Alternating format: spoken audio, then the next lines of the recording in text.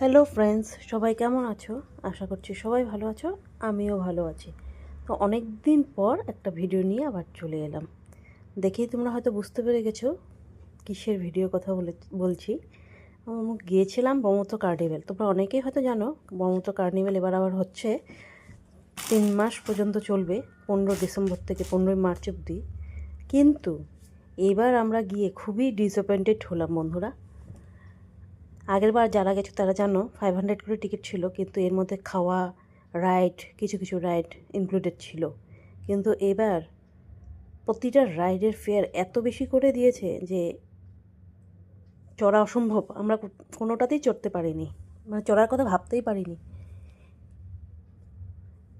গেলবার zipline 100 ছিল, এবার zipline one way 300 করে দিয়েছে।